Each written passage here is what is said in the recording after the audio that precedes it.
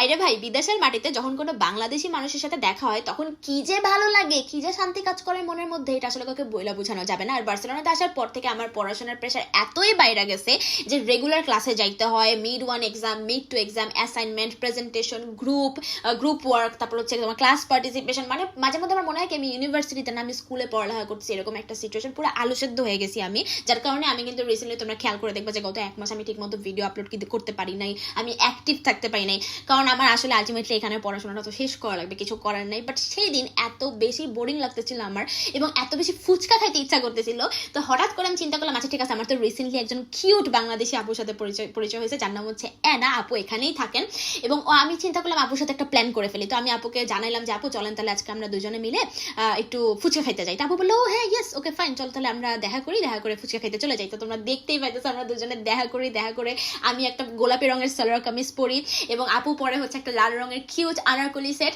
আমরা দুইজনে খুব সুন্দর করে সাজুগুজি হয়ে সাজুগুজি করে রওনা দিয়ে দিই ফুচকা খাইতে। এবং এই দুইটা গর্জিয়াস ড্রেসে কিন্তু আমি নিয়েছিলাম মাইমস এই ফেসবুক পেজটা থেকে। আপনারা যারা ইউরোপে থাকেন, যেমন ইতালি, স্পেন, পর্তুগাল, তারপর হচ্ছে সুইডেন, ফিনল্যান্ড, সব মানে ইউরোপের যে সমস্ত দেশ আছে, আপনারা নিশ্চয়ই জানেন যে ইউরোপে কিন্তু পাকিস্তানি সুন্দর সুন্দর জামা কাপড়, তারপর হচ্ছে আপনার গর্জিয়াস ড্রেসগুলো, ইন্ডিয়ান ড্রেস, বাংলাদেশি শাড়িগুলো কিন্তু খুঁজে পাওয়া খুবই কষ্টকর, পাইলেও প্রচুর দাম পড়েছে এখানে বসে কিনতে। তো সেক্ষেত্রে কিন্তু আপনারা মাইমস থেকে গর্জিয়াস সুন্দর সুন্দর পাকিস্তানি সালোয়ার কামিজ, গর্জিয়াস ড্রেস, আমাদের বাংলাদেশি শাড়িটাই সব খুব রিজনেবল প্রাইসের মধ্যে কিনতে পারবেন। যেমন আমি বার্সেলোনাতে বসে অর্ডার করছিলাম এই দুইটা ড্রেস, আমি মাত্র 3 দিনের মধ্যে ডেলিভারি পেয়ে গেছি এবং দামও খুব রিজনেবল পড়ছে। সো যে কোনো ধরনের হচ্ছে গর্জিয়াস ড্রেসের জন্য আপনারা যারা ইউরোপে থাকেন, আপনারা জাস্ট চোখ বন্ধ করে মাইমস থেকে অর্ডার করে দিবেন, দামও কম পড়বে এবং ড্রেসও সেরকম কোয়ালিটিফুল পাবেন। যাই হোক, আমি এবং অ্যানা আপু আমরা দুজনে মিলে মেট্রোতে করে চলে যাই মধুর ক্যান্টিনে। ইয়েস, এই মধুর ক্যান্টিন হচ্ছে বার্সেলোনার খুবই বিখ্যাত একটা বাংলাদেশি রেস্টুরেন্ট।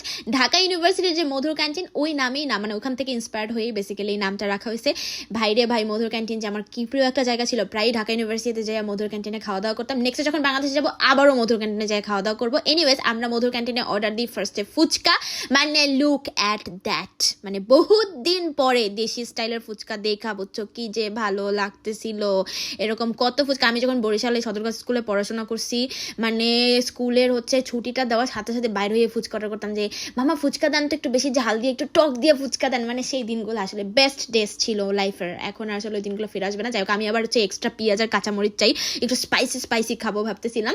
তো সব কিছু অ্যাড করার পরে ফুচকার মধ্যে টকটা দিয়ে দিই, মানে কি যে ভালো লাগতেছিল, বুঝছো। যদি ঠিকঠাক মতো হিসাব করি তাহলে লাস্ট 6 থেকে 7 মাস আগে ইতালির রোমে বসা ফুচকা খাইছিলাম, এরপরে আবার এই যে বার্সেলোনাতে এসে ফুচকা খাইলাম। মানে কেন যে ইউরোপের রাস্তার পাশে মামারা বসে বসে ফুচকা বিক্রি করে না, এই জিনিসটা আসলে আমার একদমই ভালো লাগে না ভাই। পৃথিবীর সমস্ত দেশে রাস্তার পাশে ফুচকাওয়ালা মামাদের দেখতে চাই, এটা হইতেছে আমার আসলে জীবনে আমি কিচ্ছু চাই না। খালি মানে ইউরোপ, আমেরিকার সব জায়গায় রাস্তার পাশে ফুচকাওয়ালা, ঝালমুড়িওয়ালা মামাদেরকে আমি দেখতে চাই। এছাড়া আমার জীবনে আর কোনো চাওয়া পাওয়া নাই, বুঝছো। আর ফুচকা খাইতে খাইতে তো আরো একটা সুসংবাদ পাওয়া যায়, জানতে পারে যে মধুর ক্যান্টিনে দেশি স্টাইলের খিচুড়ি, গরুর মাংস, মুরগির মাংস পাওয়া যায়। ব্যাস, আর কি লাগে। আমি অর্ডার করে দিই খিচুড়ি আর গরুর মাংস, আর এনা আপু অর্ডার করে দেয় খিচুড়ি আর মুরগির মাংস। মানে সেই সাথে ছিল সালাদ, কি বলবো, দেখতেই পেয়েছো মানে খিচুড়ির উপরে ধনিয়া পাতা, এছাড়া আর কি, মানে জীবনে আর কি দরকার বলো তো। আর এনা আপু আমাকে বললো সে নাকি দীর্ঘ অনেক দিন পরে অথেন্টিক বাংলাদেশি খিচুড়ি খুঁজে পাইছে। মানে সে অনেক বেশি হ্যাপি হয়েছিল, আমার থেকে বেশি। এবং এনা আপু কিন্তু ব্লগিং করেন, আপুর একটা ফেসবুক পেজও আছে। আপুর ফেসবুক পেজের নাম হইতেছে anus daily blog as Bengal in Spain. আপুর কিন্তু খুব সুন্দর সুন্দর ভিডিও দেওয়া আছে তার পেজে, তোমরা যে আপুর ফেসবুক পেজটাকে চেক করে আসো, আপুকে ফলো দিয়ে আসো। যাই হোক, এরপর আর দেরি না করে ঝটপট খিচুড়ি খাওয়া শুরু করে দিই। এবং ভাইরে ভাই, ভয়াবহ মজা ছিল খিচুড়িটা। মানে দীর্ঘ 1.5 বছর পর কিন্তু আমি বাংলাদেশি স্টাইলের অথেন্টিক যে মানে ওই যে টেস্ট, ওই যে সেই স্বাদ, সেই যে মানে তোমার কি বলবো, মানে যেটা কি বলতে হয় আমি ভুলে গেছি এখন। মানে এত মজা লাগতেছিল বলার বাইরে।